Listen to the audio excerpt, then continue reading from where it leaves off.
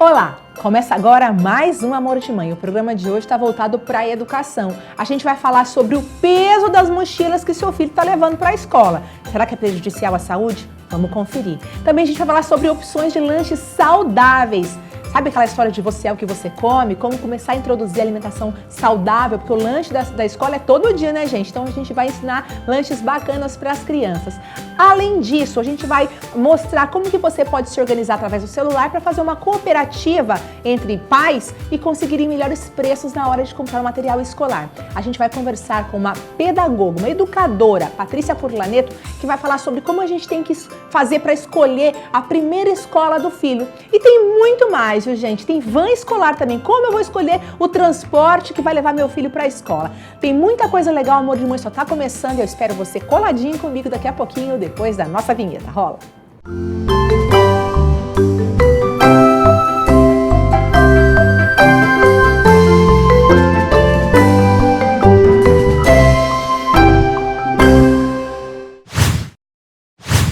Você se movimentar e junto com outros pais, através de grupos de WhatsApp, montarem uma cooperativa para tentarem minimizar os custos na hora da compra do material escolar. Vamos conferir essa dica?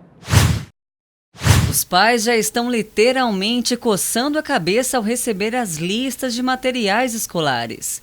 Não importa a idade ou colégio, o preço dos vários itens pedidos é igual ao tamanho da lista, grande. Porém, o problema mesmo é quando a lista é dobrada ou triplicada em casa.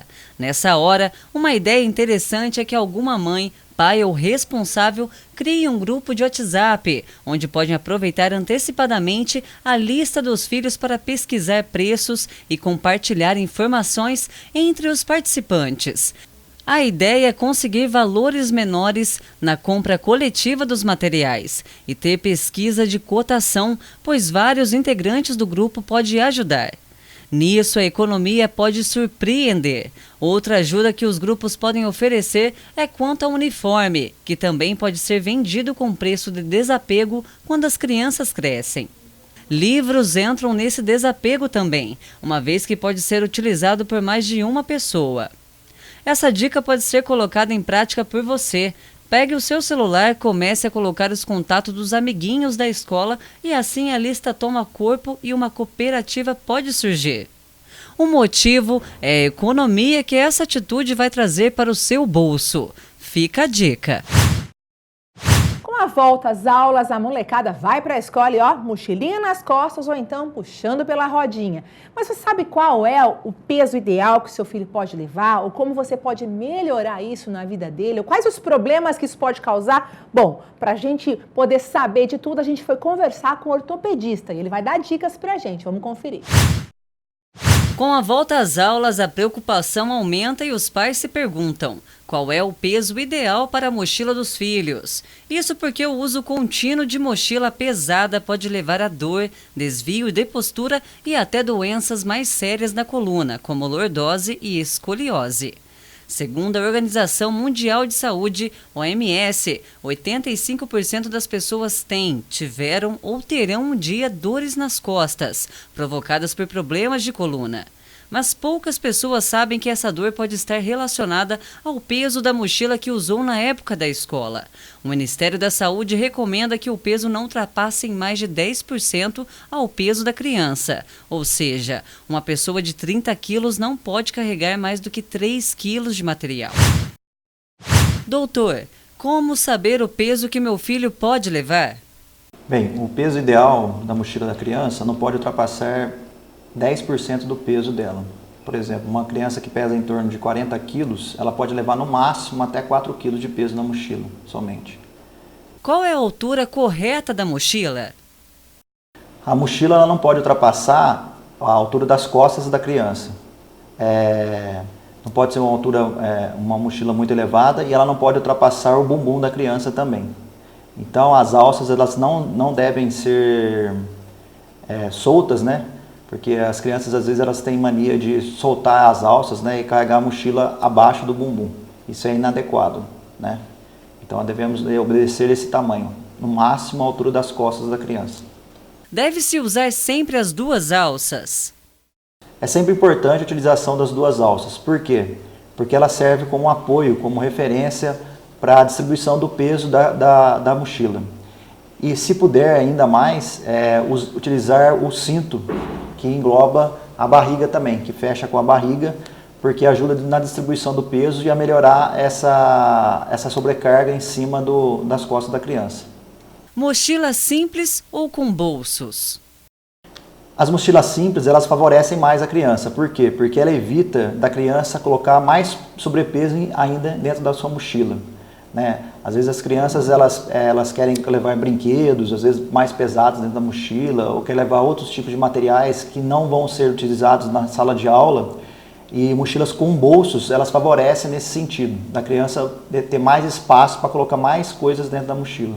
A rodinha é uma boa opção? A mochila de rodinha é uma boa opção. Ela favorece a distribuição de peso, porque ela tem um peso muito menor do que a mochila tradicional, e ela permite também um peso um pouco mais do que a gente poderia levar na mochila quando a gente coloca a mochila nas costas. Ela não deve fazer com que a criança se abaixe para conseguir carregar essa mochila, né? A altura tem que ser mais ou menos a altura da alça de elevação da mochila, mais ou menos na altura do punho da criança, certo? Só que falta convencer às vezes as crianças a levarem essas mochilas de rodinha, porque depois que os jovens começam a crescer, as crianças começam a crescer, eles às vezes não querem mais utilizar essas mochilas de rodinha. Lanche na mochila ou separado? O lanche deve ser colocado separado, para não evitar abafamento do lanche, alguma coisa nesse sentido, até derramar alguma coisa em cima de cadernos, alguma outra coisa, e evitar mais sobrecarga em cima das costas da criança. Então deve ser condicionado geralmente numa lancheira separada. Dicas para diminuir o peso. Primeira coisa, eu acho que é verificar, toda vez que o seu filho for para a escola, verificar realmente se aquele material vai ser utilizado durante aquele dia. A escola disponibiliza horários, né, das matérias a serem utilizadas durante aquele dia. Verificar sempre se está levando materiais desnecessários, né? Às vezes estojos muito pesados, né? As crianças hoje cada vez têm mais gama de cores de lápis, alguma coisa assim, né? Tudo que puder tirar da mochila, do peso da mochila, melhor para aquela criança. Chegou o momento de escolher a escolinha para o seu filho. A gente fica muito preocupado com a questão da educação infantil, né? E é por isso que o Amor de Mãe vai te ajudar. A gente trouxe aqui hoje a educadora Patrícia Furlaneto, que vai estar dando umas dicas para a gente de como a gente pode fazer para escolher a escolinha para os nossos pequenos. Tudo bem, Patrícia? Tudo bom, Jane? É um prazer estar aqui. Prazer é todo nosso. E se a gente puder ajudar, né? Com certeza, aí muito. Mesmo porque você já está na área da educação há quantos anos? Há mais de 20 anos que eu trabalho com educação, com inclusive a organização e consultoria dentro das próprias escolas, né? Olha que bacana. Para trabalhar todo o desenvolvimento pedagógico das escolas. E há 3 anos está na frente da coordenação do curso de pedagogia da Unifeop. Que bacana. E Patrícia, a pergunta que não quer calar, né? Vamos colocar a criança na escola. Qual o melhor momento que a mãe saiu daquele período que fica em casa, ela vai voltar a trabalhar? Berçário, pititinho. Como que a gente trabalha essa questão? Tem algumas questões que a gente precisa pensar, começar a pensar na gravidez. É bom, né? Já começar a pensar. Engravidou, já começa o planejamento escolar. Né? Se você tem possibilidade de permanecer com o seu filho um tempo maior, ótimo, né? Faça isso, porque é um momento de interação social, de integração, de vínculo, de construção de vínculo da mãe com o filho. Mas nós vivemos a realidade, e muitas vezes na nossa realidade deu 4 meses, a nossa licença maternidade acaba e nós temos que voltar a trabalhar e temos que colocar os nossos filhos em locais próprios, apropriados para cuidar do desenvolvimento, porque você vai terceirizar o desenvolvimento do seu filho, né? Você vai trabalhar junto com esse grupo de pessoas. Então é importante que você conheça essas pessoas. Quem é esse grupo? Quem é essa equipe que vai estar com o seu filho, às vezes 8 horas por dia. Mais que você mesma, né? Mais do que você mesma. Então, em relação à educação infantil, houve um avanço muito grande. grande, porque com a BNCC, a educação infantil, ela ganhou, né, direcionamentos, diretrizes, currículos, que faz com que haja uma organização nacional, né? Hoje você tem essa referência, que é todas as escolas devem seguir essas diretrizes, né? Isso é um lado positivo, porque com a tecnologia você pode, inclusive, buscar essas diretrizes e tentar entender melhor o que essas escolas vão fazer com o seu filho no desenvolvimento dele. O ponto principal, além desse, é você procurar escolas que tenham sintonia com você, que você perceba naquele ambiente similaridades com a sua casa, como eles estão organizados. Não só equipamento, né? Porque muitas vezes nós vamos nas escolas, nos berçários... Você tem parquinho, você tem aquilo. Tudo, mas né? Não tem ambientes humano, né? lúdicos, maravilhosos. Mas e aí, né? Quem são os profissionais que estão cuidando do meu filho, né? Como que essa equipe é capacitada, coordenada, quem é, né? Como se dá a gestão desse berçário, dessa escola. Agora vamos segmentar, vamos falar de primeiro ensino público, porque em muitos lugares a mãe mora num bairro, então de acordo com a localização dela, ela é indicada para tal escolinha. Tá tudo bem, a gente não pode, tem que ser ali que meu filho vai estudar. O que eu tenho que olhar, como eu posso de repente estar ajudando? Eu não gostei muito disso, mas eu gostaria de conversar para de repente a gente trabalhar junto aquilo. Como que deve ser o papel da mãe? Ok, na escola pública eu não tenho essa possibilidade da escolha de um direcionamento pedagógico ou psicopedagógico da escola, mas eu tenho sim a possibilidade de conhecer essa escola, de conhecer a equipe da mesma forma que a privada. A escola pública, ela é tão sua, né, quanto uma escola, você tem tantos direitos quanto numa escola privada. Você vai lá, você vai conhecer a coordenação, você vai conhecer a direção da escola, você vai conversar com as professoras, tem que lembrar que você tem uma equipe de educadores, de profissionais da educação que trabalham dentro dessas escolas infantis da prefeitura, capacitados, mas que a gente tem que acompanhar, né? Então, a presença diária, não dá para ser todo dia por causa do horário do meu trabalho. Ok, então, semanal, que as professoras conheçam você, né, como mãe, que conheçam, acompanhem com a mãe o desenvolvimento da criança. Hoje, as escolas oferecem portfólios de desenvolvimento para os pais. Então, os pais acompanham, olha, hoje seu filho conseguiu dar um passinho, ele engatinhou, ele conseguiu comer, ele desenvolveu a coordenação para chegar até a boca. Isso quando a gente está falando de educação de primeira infância, né? Quando você vai para a pré-escola, né? A criança já está desenvolvida, ela já se comunica, isso, né? que ela já está se comunicando. Aí você tem outras preocupações na hora da escolha da escola, né? Aí você tem que trabalhar e conhecer o quê? Essa equipe de professores, ela tem que concepção pedagógica? Mas eu não sou educadora, eu não sei qual é.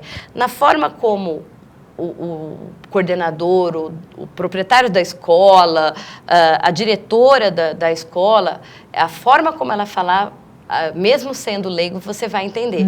Se é uma escola que trabalha com a ideia de liderança, né, você vai ter uma educação que vai desenvolver autonomia e liderança nas crianças. Então, não tem como, vai ser incongruente se dentro da escola ela desenvolve autonomia. Então, a criança vai lá, pega algo e ela tem que resolver aquele problema. E se estiver errado, ela tem que devolver no lugar. Então, ela ficou o dia inteiro nesse tipo de desenvolvimento. Aí chega em casa, nada pode. Tem regras muito determinadas. Então, num período do dia, ela... vamos dizer, dá um choque na cabecinha da ela criança. está sendo incentivada a desenvolver a autonomia e depois em casa a bloquear ou vice-versa. Então isso gera uma confusão na cabeça, porque a criança não sabe o que ela pode, o que ela não pode fazer, porque na escola ela pode, em casa ela não pode, ou em casa ela pode e na escola ela não pode. Então, a escola ela tem que ter uma filosofia semelhante. Hoje, né, há uma preocupação muito grande com a questão religiosa, por exemplo, né? Então, assim, eu sou religioso e eu quero que meu filho tenha uma educação religiosa. Você vai ter que procurar uma escola com educação religiosa. O outro ponto que é importante também os pais levarem em consideração, principalmente aí muito nas escolas privadas, o que você está pagando, né? Para que serviços? Porque é muito simples, eu vou lá e pago a mensalidade. Não, peraí. O que essa escola tem direito aqui. Tem direito aqui, sabe? Assim, eu vou lá naquele clube, eu tenho direito aqui, né? Então, assim, a escola vai me oferecer alfabetização bilíngue? Ok, eu quero alfabetização bilíngue. Não é que... Não é uma aulinha, não. Quero que fale. Eu quero alfabetização, eu quero que meu filho aprenda a falar 2 línguas. Outro ponto é a alimentação, né? Então, assim, a escola vai oferecer alimentação. Ok, que tipo de alimentação? Porque hoje... Não quero que meu filho come bisnaguinha, exatamente, né? É totalmente possível. As pessoas, pela própria internet, né? Olha, eu não quero que o meu filho, até determinada idade, coma carne ou açúcar branco, né? Só quero o açúcar das frutas. E isso a escola tem que respeitar e ter essa ação também. Se ela falar, não, isso a gente não vai cuidar e a criança vai comer o que todas as outras crianças comerem... Opa, peraí. Tudo bem? Onde é o meu direito? Exatamente. Tudo bem para mim ou não? Então, essas coisas todas têm que ficar claro.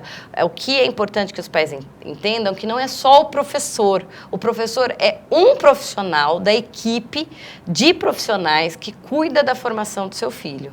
Só para a gente poder finalizar, então assim, a gente falou muito da escola pública, na escola particular, privada. Então, na hora de eu escolher, o que eu tenho que analisar é o tipo de educação que eu estou dando para o meu filho na minha casa, ou como eu quero educá-lo, qual é a escola que mais se aproxima disso. Isso. Por exemplo, eu quero que meu filho tenha aula de musicalização, vou buscar algum que tenha música. Perfeito. Quero que meu filho aprenda a cozinhar, ter autonomia, vou procurar alguém que tenha aula de mestre cuca. Então, assim, e o mais legal, você enquanto educador, você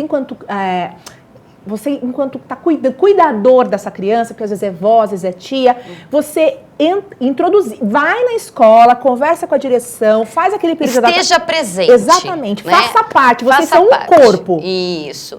Onde o bem comum é a criança. Você tem a equipe de profissional e tem o pai, né? O responsável. Sim. Na escola pública é muito comum, e a gente trabalha isso com os nossos estudantes, quer dizer, são os responsáveis pelaquela criança, né? Porque pode ser pai, pode ser mãe, pode ser tia, pode ser avô, pode ser irmão mais velho, mas quem é a pessoa responsável pelaquela criança? E quanto maior a sinceridade, o diálogo com esse pai, você, como educador, você pode auxiliar os pais. E os pais, como pais, podem auxiliar os educadores, né? Então, nas escolas públicas é importante. Você tem conselhos de pais e responsáveis.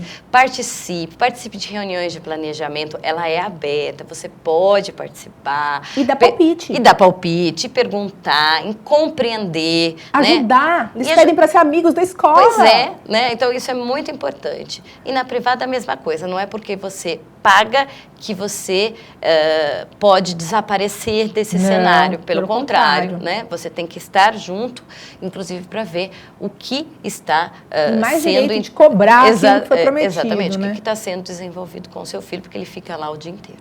Educação é coisa séria. Muito séria. É para a vida. E um país que tem educação, gente, vai para frente. A gente tem que investir realmente na educação. E é por isso que a gente quer falar sempre sobre isso aqui no Amor de Mãe. Porque você, educando o teu filho de pequenininho, ele vai para o caminho do bem, a educação, ele gostando, despertando o gosto do estudo, da leitura, curiosidade, a criança não vai sair para outro caminho, ela vai querer ficar focada ali.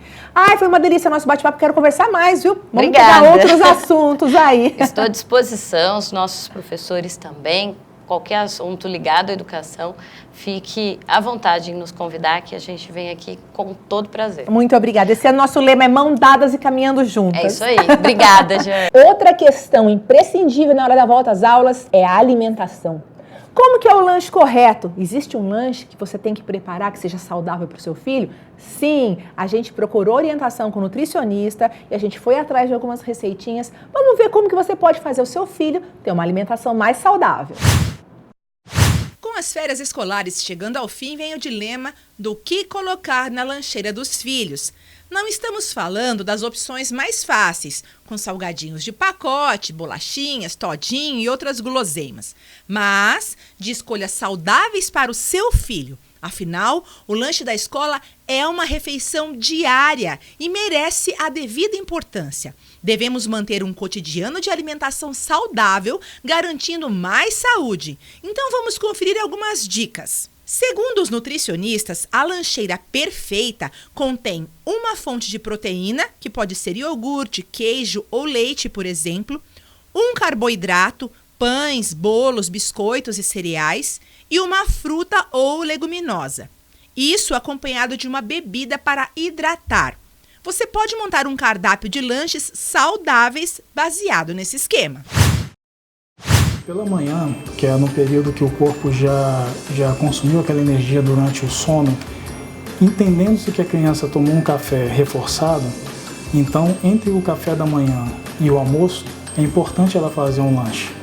E esse lanche tem que ter também os macronutrientes que são importantes para ela.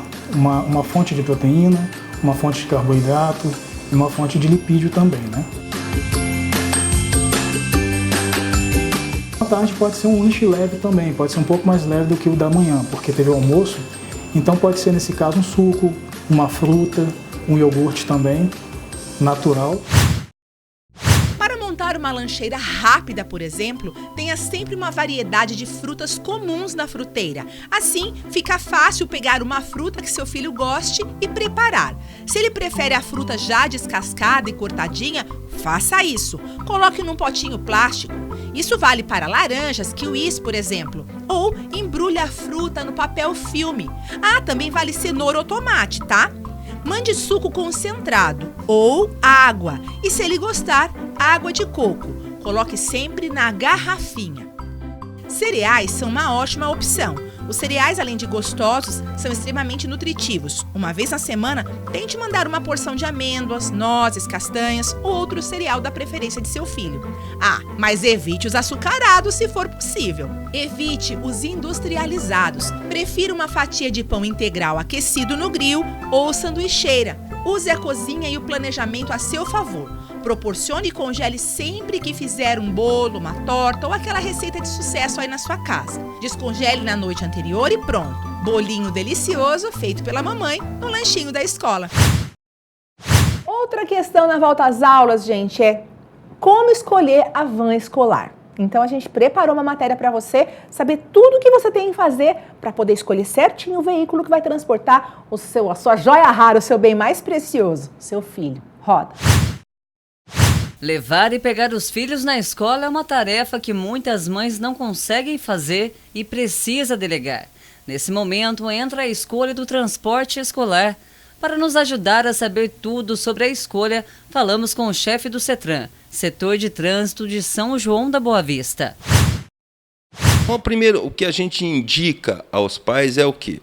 Procurar alguém que já faz o transporte, algum amigo, um pai que é amigo, tal, que faça o transporte com seus filhos, que ele indique algum motorista, já que isso é muito importante, ou também ele pode até procurar a direção da escola para verificar junto à direção da escola se ela tem indicação de alguma van que faça esse tipo de transporte. Ele pode entrar em contato com o DETRAN e verificar se esse veículo regularmente passou por vistoria técnica lá junto ao DETRAN. E essa procura requer todo o cuidado e muita atenção. Afinal, trata-se de uma carga muito preciosa. Todos os detalhes devem ser checados. Então gaste um pouco mais de tempo para escolher muito bem o prestador do serviço que vai garantir a segurança e o bem-estar do seu filhote. Para o motorista fazer o transporte escolar, ele tem que ser maior de 21 anos, né? Ele tem que ter a categoria D na habilitação, ele não pode ter nenhuma penalidade, multa grave ou gravíssima, e nem reincidente na leve e média, né? Ele não pode. E também ele tem que passar por um curso específico, né, que é um treinamento para fazer o transporte escolar. E também seria interessante, isso não é obrigatório, se esse motorista ele tem um monitor que acompanha, porque é muito importante, porque para o motorista parar o veículo na frente da escola, para desembarcar os alunos é mais complicado. Então, se ele tiver um monitor, seria muito importante, porque aí esse monitor vai levar o aluno até a porta da escola. A tarefa dos pais, enquanto responsáveis pelos menores, começa verificando as condições do veículo antes da contratação do serviço, checando itens básicos como setas e lanternas, até mesmo a cadeirinha ou assento elevado para os menores de 7 anos. Também é importante ele verificar também na hora da contratação se o veículo quebrar, porventura, quebrar no dia do transporte, ele ter outro veículo para fazer o transporte das crianças, para não deixar a criança na mão, né? Não deixar ela ter que faltar porque o veículo está quebrado, né? Outra dica valiosa do CETRAN diz respeito ao seguro do veículo. Verifique se há algum outro tipo de contratação em caso de acidentes que cubra o atendimento hospitalar, por exemplo. Sim, no caso de um acidente já existe um seguro que é obrigatório, mas seria interessante também que além desse seguro obrigatório, ele tivesse um seguro para terceiros particular, e fazer uma contratação de uma seguradora, porventura acontecer um acidente, ela está coberta, além do DPVAT, né, que é o seguro obrigatório, também tem um seguro particular que poderia indenizar ou hospitalar mesmo, ou alguma coisa mais grave, e esse seguro poderia ser nesse sentido também. Por último, antes de assinar o contrato, cheque alguns acertos como taxas extras, mês sem transporte, porém pago, e outros detalhes que podem vir a dar dor de cabeça posteriormente à assinatura. Que ele coloque no contrato, em caso de o aluno não puder ir no dia de aula, se ele poderia descontar, pagar proporcional aos dias que ele vai na escola. Na época de férias, que ele não tem que ir para a escola, se no contrato ele vai ser obrigado a pagar esse mês ou não, né? E se porventura esse aluno também ficar numa recuperação, porque aí às vezes faz um acerto do transporte dos dias normais de aula, mas se ele porventura tiver que fazer alguma reposição de aula, tal, se pode constar no contrato. Então isso é muito importante na hora de fechar o contrato com o motorista, ter essas observações, porque senão você vai chegar aí na época de julho, ele vai pagar o mês de julho. Então é bom já deixar bem certo isso no papel, porque não tem como depois ninguém reclamar, nem o pai e nem também o motorista que faz o transporte. E o Amor de Mãe dessa semana fica por aqui, mas semana que vem a gente tem muito mais para você, sempre preparado com muito carinho e amor para você, nosso telespectador. Bom, não esquece que a semana toda a gente está no rotativo da TV União. Qualquer lugar do planeta você pode assistir a programação ao vivo, é só entrar no site, viu? E todo o conteúdo você confere depois através do nosso canal do YouTube. Vai lá no playlist, pega os vídeos do Amor de Mãe que você mais gostou e compartilhe com seus amigos, tá bom? Tenho certeza que as informações vão ser muito úteis para muitos deles. Agradeço a sua simpática audiência. Semana que vem a gente volta com muito mais Amor de Mãe é mais amor na sua TV. Até lá, fiquem com Deus. Tchau, tchau.